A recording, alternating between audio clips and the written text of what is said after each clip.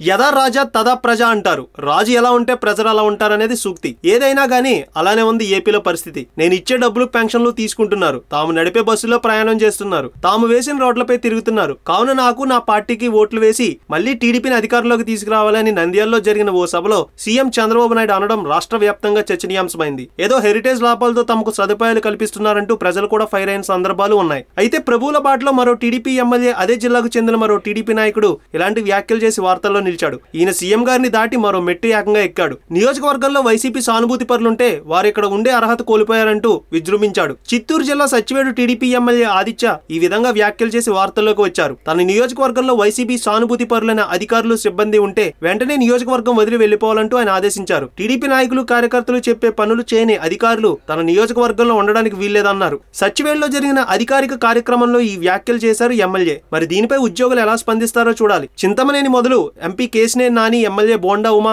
అందరూ ఇటువంటి వ్యాఖ్యలు చేసి అధికారుల మధ్యలో ఇరకాటంలో ఇరుక్కున్నారు. మరి ఇప్పుడు చంద్రబాబు బాటలో ఈ ఎమ్మెల్యే నిర్వాకంపై ప్రజలు, ప్రతిపక్షం ప్రశ్నిస్తున్నాయి. ఈ వీడియో మీకు నచ్చినట్లయితే లైక్ చేయండి, షేర్ చేయండి. మరిన్ని అప్డేట్స్ కోసం మా జనహితం టీవీని సబ్స్క్రైబ్ చేయడం మాత్రం మర్చిపోకండి.